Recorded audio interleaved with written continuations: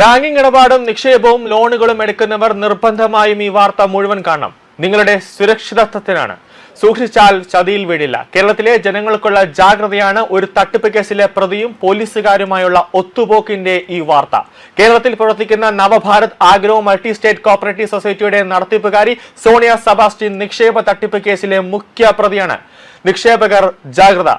തട്ടിപ്പ് കേസിൽ ഇവരുടെ മുൻകൂർ ജാമ്യം ഹൈക്കോടതിയും തള്ളിയിരിക്കുന്നു.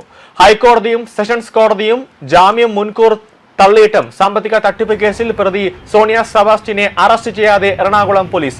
ആദ്യം ജില്ലാ കോടതി സോണിയ സെബാസ്റ്റ്യന്റെ ജാമ്യം തള്ളി, എന്നിട്ട് എറണാകുളം പോലീസ് ഇവരെ അറസ്റ്റ് ചെയ്തില്ല. തുടർന്ന് ഇവർക്ക് ഹൈക്കോടതിയിൽ പോകാനുള്ള സേഫ് സോൺ കൊച്ചിയിലെ ഉന്നത പോലീസുകാരുടെ മനസ്സലിവിലൂടെ ഒരുക്കി കൊടുത്തു.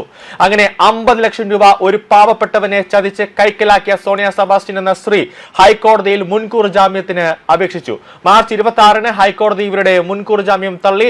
എന്നിട്ടും 50 ലക്ഷം രൂപയുടെ തട്ടിപ്പ് കേസ് നടത്തി ഭരണം അവസാനിക്കാനാകുമ്പോൾ ഹൈക്കോടതി പോലും ജാമ്യം തള്ളിയ ക്രിമിനൽ കേസ് പ്രതികളെ അറസ്റ്റ് ചെയ്യാതെ പോലീസ്. സോണിയ വേറെയും സാമ്പത്തിക തട്ടിപ്പ് പരാതികളിൽപ്പെട്ട ആളാണ്. Attingal judicial first class magistrate കോടതിയിൽ ഈ സ്ത്രീക്കെതിരെയായി മറ്റൊരു കേസും നിലവിലുണ്ട്. ഇതും ചീറ്റിംഗ് കേസാണ്. തുടർച്ചയായ അവധികളിൽ കോടതിയിൽ സോണിയ സെബാസ്റ്റ്യൻ ഈ കേസിലും ഹാജരായിട്ടില്ല. ആറ്റിങ്ങൽ കോടതിയിലുള്ള പോലീസ് എടുത്തിട്ടുള്ള ചീറ്റിംഗ് കേസ് മെയ് 7-ന് അടുത്ത അവധിക്ക് വച്ചിരിക്കുകയാണ്. 2023-ലെ കേസ് നിലനിൽക്കുമ്പോൾ തന്നെയാണ് സോണിയ സെബാസ്റ്റ്യൻ കൊച്ചിയിലെ ചാർട്ടേഡ് അക്കൗണ്ടിനെ പറ്റിച്ച് 50 ലക്ഷം രൂപ വാങ്ങിയത്.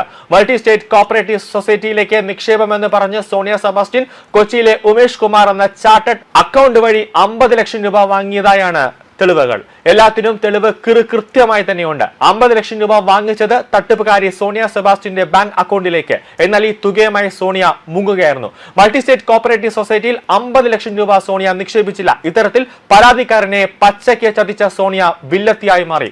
സോണിയ മാത്രമല്ല, നിതിൻ, ഗിരീഷ്, അലൻ, അലക്സ് തുടങ്ങിയവരും 50 ലക്ഷം രൂപ തട്ടിപ്പ് നടത്തിയ കേസിൽ കൂട്ടുപ്രതികളാണ്. സോണിയ സെബാസ്റ്റ്യന്റെ അറസ്റ്റ് ചെയ്യാതെ കൊച്ചിയിലെ ഉന്നത പോലീസ് ഉദ്യോഗസ്ഥർ തട്ടിപ്പിന് കൂട്ടുനിൽക്കുകയാണ്. ഹൈക്കോടതി അറസ്റ്റ് ചെയ്യാൻ പച്ചക്കൊടി നൽകിയിട്ടും സോണിയയ്ക്ക് മുന്നിൽ കൊച്ചിയിലെ പോലീസ് അന്വേഷണ ഉദ്യോഗസ്ഥരും നടുവ് കുനിച്ച് ഓച്ചാനിച്ചു നിൽക്കുന്നു. ഹൈക്കോടതിക്കാണോ വില, അതോ തട്ടിപ്പ് കേസിലെ പ്രതി സോണിയയ്ക്കാണോ കൊച്ചിയിലെ പോലീസ് വില കൽപ്പിക്കുന്നതെന്ന ചോദ്യമാണ് ഇവിടെ ഉയരുന്നത്. ഇത്രമാത്രം പ്രവർത്തികളിൽ ഉൾപ്പെട്ട സോണിയയ്ക്കെതിരെ ഹൈക്കോടതിയിലുള്ള പരാമർശങ്ങൾ ഇങ്ങനെ: പ്രതി സോണിയയെ കസ്റ്റഡിയിലെടുത്ത് ചോദ്യം ചെയ്യേണ്ടത് ആവശ്യമാണ്. മാത്രമല്ല, മുൻകൂർ ജാമ്യം നൽകിയാൽ ഇവർ കൂടുതൽ കുറ്റകൃത്യങ്ങൾ ചെയ്യുകയും സാക്ഷികളെ സ്വാധീനിക്കുകയും ചെയ്യും. അന്വേഷണം നടന്നുവരുന്ന അവസ്ഥയിൽ സോണിയയെ സ്വതന്ത്രയാക്കി ജാമ്യം നൽകി വിടാൻ പാടില്ല. ഈ നിരീക്ഷണങ്ങൾ കോടതി അംഗീകരിച്ച് സോണിയ സെബാസ്റ്റ്യന്റെ മുൻകൂർ ജാമ്യം തള്ളുകയായിരുന്നു. ഹൈക്കോടതി ഇത്രമാത്രം ഗൗരവത്തിലെടുത്ത കേസിൽ എന്നിട്ടും കൊച്ചി പോലീസ് തട്ടിപ്പ് കേസ് പ്രതിയെ അറസ്റ്റ് ചെയ്യുന്നില്ല. സോണിയ സെബാസ്റ്റ്യന്റെ കീഴിലാണ് കൊച്ചിയിലെ പല പോലീസ് ഉദ്യോഗസ്ഥരും എന്നുവരെ ആക്ഷേപമുണ്ട്. ഇതിനിടെ 2 ചീറ്റിംഗ് കേസിൽ ഇനിയും ഹാജരാകാതെ മുങ്ങി നടക്കുന്ന സോണിയ അടുത്തൊരു ബാങ്കിംഗ് സ്ഥാപനം കോതമംഗലത്ത് തുറന്നു.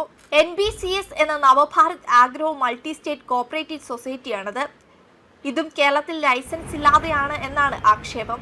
2 സാമ്പത്തിക തട്ടിപ്പിൽ പ്രതിയായി അറസ്റ്റും ജയിലും കാത്തുകഴിയുന്ന ആളാണ് വീണ്ടും അടുത്ത ധനകാര്യ സ്ഥാപനത്തിലേക്ക് ആളുകളെ ചേർക്കുന്നതും നിക്ഷേപം സ്വീകരിക്കുന്നതും.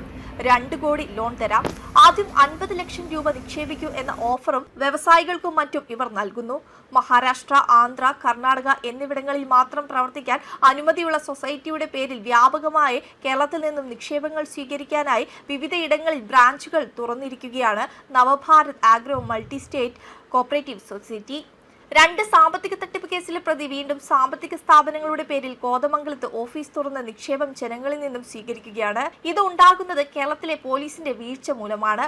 അറസ്റ്റ് ചെയ്ത് ജയിലിൽ ആക്കേണ്ട പ്രതിയാണ് വീണ്ടും മറ്റൊരു സ്ഥാപനം തുറന്ന് നിക്ഷേപം വീണ്ടും സ്വീകരിക്കുന്നത്. സോണിയ സെബാസ്റ്റ്യനെ അറസ്റ്റ് ചെയ്യാതെ കൊച്ചി പോലീസ് അറച്ചു നിൽക്കുന്നതിന്റെ കാരണം എന്തെന്നറിയില്ല. പോലീസിന്റെ കൈകൾ കെട്ടാൻ മാത്രം സ്വാധീനം പ്രതിയായ സോണിയയ്ക്കുണ്ടോ എന്ന് കൊച്ചിയിലെ പോലീസ് മേധാവിയും IPSകാരുമാണ് പറയേണ്ടത്.